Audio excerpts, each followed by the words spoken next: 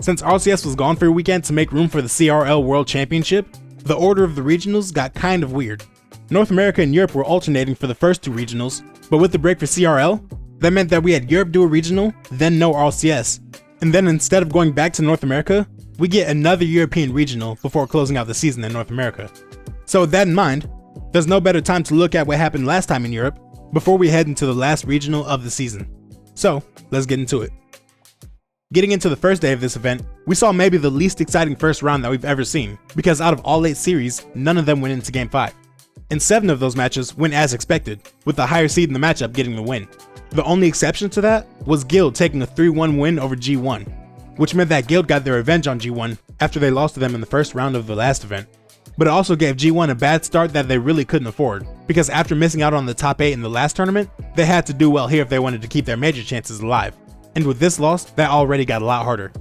Then round 2 gave us a couple more matches that were pretty unsurprising, with the 2 best teams in the region getting a series win in 4 games to advance on to the next round. Karmine Corp got their win over PSG Tundra, and Vitality got their win over very good Team BDS. But the next 2 matches in this round would be a lot tighter. Team Liquid went up against Moist, where Moist would try to get revenge on Liquid after they lost to them in the last tournament in a best of 7 reverse sweep. And after Moist got shutouts in games 3 and 4, they got their revenge by beating Liquid 3 games to 1 and going into the top 6. And finally for this round, we had Oxygen going up against Guild, which many people would have expected to be an easy win for Oxygen.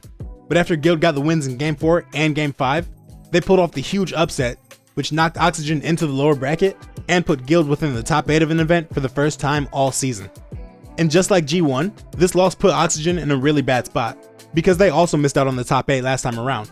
So with this loss, they would need to make a pretty big lower bracket run to keep their major chances alive. In round 1 of the lower bracket, we saw some RLCS veterans get knocked out pretty early. Sub managed to beat Devil Fruit 3 games to 2, which eliminated Stake and Zamway. And this was especially sad for me because I always like to see a good One Piece reference.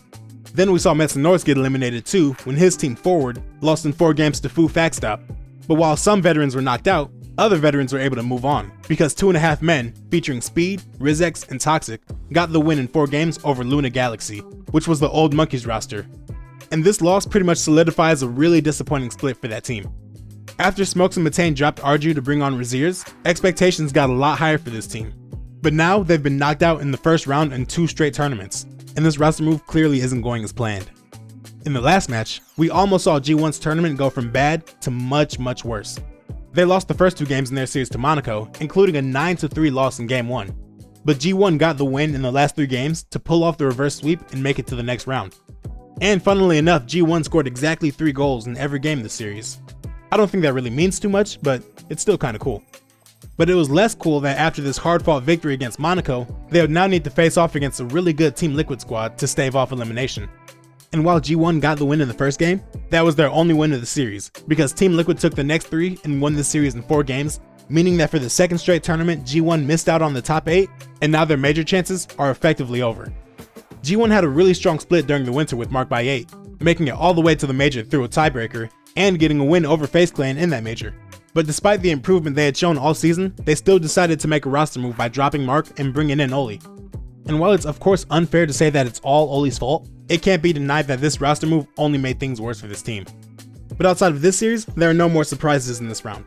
Team BDS got the 3-0 sweep over SAW to set up a crazy lower bracket matchup between them and Liquid in the next round. Then Oxygen and PSG Tundra both locked in their spot in the top 8 with 3-1 victories. Oxygen got theirs over Fu Facstop, and PSG Tundra got theirs over 2.5 Men. Going into day 2, we started off with the toughest matchup of the tournament so far, because Team BDS and Team Liquid had to face off to see who would make it into the top 6 and who would be going home. Well, they're already technically at home, but you know what I mean. Game 1 was really close between the teams, which was pretty expected, but Team Liquid got that win by a score of 2-1 after almost 4.5 minutes of overtime. But after one close game, the rest of the series was pretty one-sided. BDS got the Brazil in Game 2, winning that one 7-1, and then they dominated Game 3 as well, winning that one by a score of 5-2. Then Game 4 wasn't as dominant according to the scoring margin, but BDS still had complete control over the game, and they got a shutout win by a score of 1-0 and eliminated Team Liquid. And with this loss, Liquid failed to make it to the top 4 for the first time since the Winter Open. And the other match in this round was pretty much just as one-sided. After PSG got the 3-1 victory in Game 1 over Oxygen, they wouldn't score again for the rest of the series. And with Oxygen getting 3 straight shutouts, they moved into the top 6. Going back into the upper bracket, we got to see if anybody was up to the task of knocking down Europe's top 2 teams. And at least for this round, the answer was an emphatic no. K-Corp got the 4-0 sweep over Guild after they won game 1 by a score of 6-2 and continued that dominance throughout the series, outscoring Guild 15 goals to 4 in this series. Vitality's competition in this round was a lot tougher than K-Corp's because they had to go up against Moist. But even with the stronger opponent, the result was the exact same. Vitality got the 4-0 sweep, where they only allowed a strong Moist offense to score 2 goals in the entire 4 games. Back down in the lower bracket, Guild would try to continue their Cinderella run through the tournament by taking a win over Team BDS. They looked pretty good at first because they won Game 2 and Game 3 to go up in the series 2-1, but the next 3 games in the series were all BDS, and they advanced into the top 4 after winning this series in 6 games. And this included a really strong Game 5 from Seiko, where he scored all 4 of BDS's goals on 4 shots and a 4-3 win in that game. And finally, the last match of this round, and of this day, was between Moist and Oxygen, where former teammates Cash and Ixo would face off to see who would make it into the top 4. And this series was without a doubt the closest one we had all tournament. The 2 teams went into Game 5 tied at 2 games apiece, and after that point, Game 5, 6, and 7 all went into overtime. Game 5 went to Moist after 15 seconds, and Game 6 went to Oxygen after almost 2 minutes. But in Game 7, with the teams tied at 0 in overtime, Joyo hits a clean double tap after a pass from Cash, which gave them the win and put them into Championship Sunday. And as the casters noted after this game, there was now a very clearly defined top 5 in Europe, and that top 5 consists of Team Vitality, K-Corp, Team BDS, Team Liquid, and now Moist Esports. For the first match on the last day, we finally got to see the top 2 teams go up against each other, with K-Corp facing off against Vitality to make it into the grand finals. Vitality beat K-Corp in 5 games in the last tournament, so there is no doubt that K-Corp really wanted to get this win to prove that they were still the top dog. But instead, Vitality were the ones that stepped up, and they made history in this series, because they became the first team all season to sweep Carmine Corp. They had taken their fair share of losses throughout the season, but nobody had ever kept them from winning a single game. But now that we've seen Vitality do that here, this win put them on another level compared to everybody else in their region, and honestly, everybody else in the world. So with K-Corp getting knocked down into the lower bracket finals, it was now time to see who they'd be going against, because they would play whoever won between Team BDS and Moist. And with those 3 teams being the only ones left in the lower bracket, this meant that the stars from the OG Moist roster, Vatira, Rise, and Joyo, would all need to get through each other to make it to the grand finals. Rise and Joyo would face off in this round, and then the winner would face off against Vatira in the next round. But it's still cool to see that even though that roster all went their separate ways, we can still see each of these players near the top of the region with their new teams.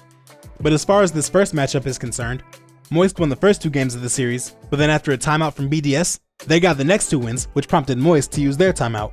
The back and forth we saw in this series continued into the next 2 games, which brought this series all the way to Game 7. In that final game, the teams were tied at 1 going into overtime.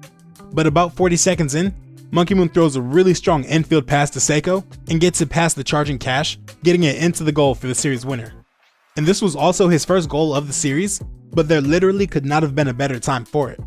And even though Seiko only scored 1 goal through the entire series, Rise picked up a lot of that slack, because he scored 11 of the 18 goals that BDS had in this series, on top of having 5 assists to go along with that. So it could easily be argued that this was his best series since joining BDS, and he would probably need to at least get close to that level of performance if BDS was going to repeat what they did last regional and get a win over K-Corp. But unfortunately for them, their opponents proved to be too strong for them this time, and they avenged their loss from the first regional by getting a 4-0 sweep over BDS to set up a rematch against Vitality in the grand finals. This was a hard match for K-Corp because not only had Vitality won the last 2 times these teams played each other, but Vitality had also only dropped 2 games for the entire tournament, so they were clearly in top form. But after Vitality took game 1 in the series, K-Corp fought back and won the next 2 games, going up 2 games to 1 and giving them their first ever series lead against this Vitality roster. And at this point, Vitality took their timeout. But in this case, the timeout didn't save them. Game 4 and Game 5 went to overtime, but K-Corp got the win in both of them to get their first series win over this new Vitality roster and give us our first bracket reset of the season in North America or Europe. And the beginning of the second series would be just as close as the end of the first one. The first 3 games all went into overtime, meaning that combined with the last 2 games of the previous series, we had 5 straight overtimes between these 2 teams. But in this series, Vitality managed to win some of them, and they went into Game 4 with a 2-1 lead in the series. And while K-Corp got the win in Game 4 to tie the series up at 2-2, Game 5 and Game 6 were all Vitality. They took Game 5 by a score of 3-1, and they took Game 6 by a score of 4-0, re-establishing their dominance over K-Corp and over Europe as a whole, and locking in their second straight regional win, meaning that Zen has now played 2 events in his RLCS career, and he's won both of them. But while Zen of course deservedly got a lot of attention for a great start to his career, I think the biggest story for Vitality in this tournament was how well Radosin played. For pretty much his entire career, he's been a really supportive player, often setting up behind his teammates while letting them take on most of the scoring themselves. But so far this split, Radosin has been just as involved in the offensive attack as either of his teammates. And in this event, he actually led his team in shots and goals per game. There's honestly every reason to think that he wouldn't be that involved on offense while he was playing alongside 2 mechanical powerhouses in Zen and Alpha 54. But Radosin is able to contribute to his team's scoring by positioning himself perfectly to follow up on the plays that his teammates make with their mechanical ability. So when Zen and Alpha draw all of the opponent's attention, Radosin's able to sneak in and score the goal for himself. This play from Game 5 of the Bracket Reset series is a perfect example. The play starts with Radosin on an air dribble going towards the K-Corp net, but before he's turned away by Itachi, he sets up in front of the ball and turns so that he takes the 50 with the top of his car, getting as much of the surface area of the car on the ball as he can, which stuffs Itachi's clear and leaves the ball on their side of the field. Then Zen goes up for the ball next, and he has a full boost tank when he jumps, meaning he can do whatever he wants with it. But he doesn't get a clean hit with his first touch, so he's not able to control it as much as he would have liked. But even despite that, there was still a good chance for Zen to get a follow-up touch if he wanted to. And Exotic, who jumped up to contest the first touch, still has to respect that. But with Itachi hanging out in front of the play after his first 50, and Vatira taking his time while rotating back, this meant that nobody was defending the net. So instead of taking the second touch himself, Zen leaves it, and Radosin is right there to take the ball for himself after he took a really short rotation to grab a couple of boost pads and get right back in position. So now all Radosin has to do is get a couple of extra touches, one to get the ball going towards the net, and another to give it a little bit more speed to make sure it goes past Itachi and Vatira. He takes these 2 touches perfectly and gives Vitality the lead in this Game 5. And while this play was mostly set up by Radosin's brains, he's also consistently showed us that he has plenty of mechanics to go along with this too. Radosin rising to the occasion like this is a huge reason for Vitality's success this split, and if he keeps this up, while his teammates maintain their great form too, it's going to be very, very hard for anybody to take this team down, both in the region and internationally. And now looking at the major qualification picture, after winning both regionals, Vitality is already locked in for the major. And with the 6-point gap between Moist in 5th place and PSG Tundra in 6th place, all of the teams who aren't already in the top 5 have a lot of work to do if they want to catch up and have a chance of making it to the major. And finally, with the results in this tournament, Team Liquid is officially locked in for the World Championship, which will be their first time ever competing in Rocket League's biggest tournament, since they didn't have enough points to play in it last season. Now getting into the best of the rest, let's jump into South America, because they probably just had their craziest regional of the entire season.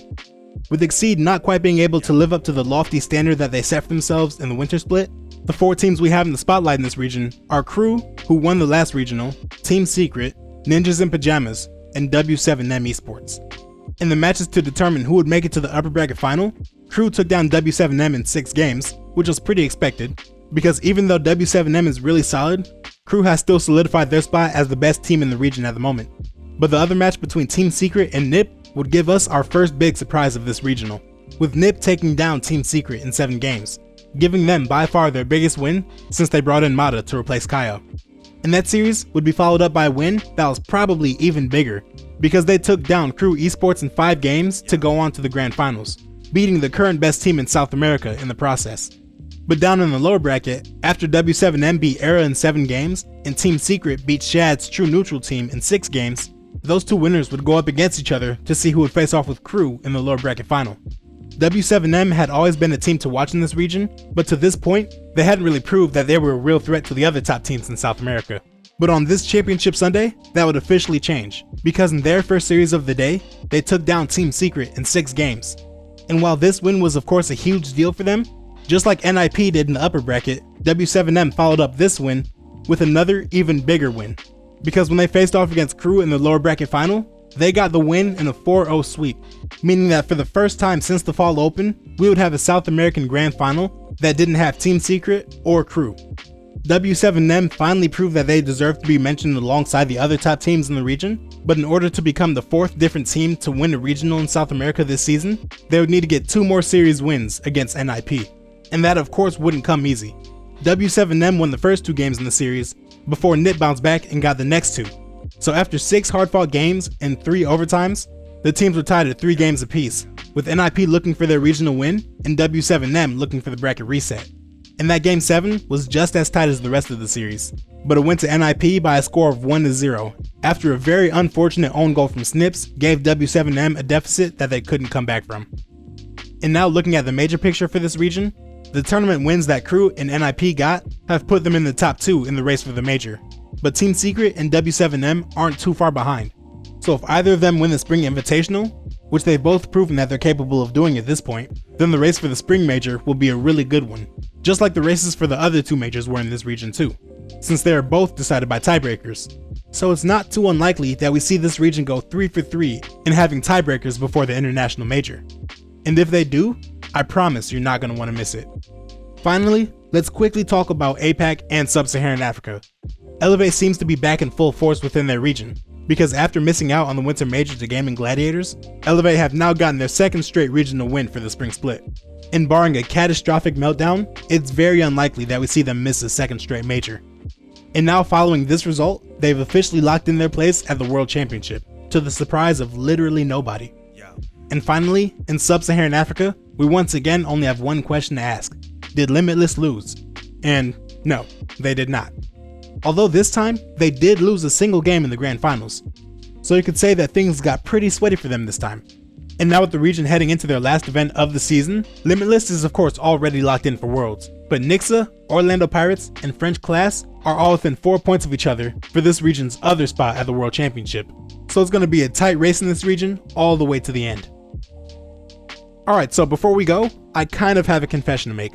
In the intro, I said that RLCS took a week off for the CRL World Championship, but that wasn't totally true. Because while North American RLCS took the week off, OCE and the Middle East stuck to the same schedule. And even though they won't be paired up with North America this time, they still deserve their own recap. So I'll see you all in a couple of days. But until then, as always, thanks for watching.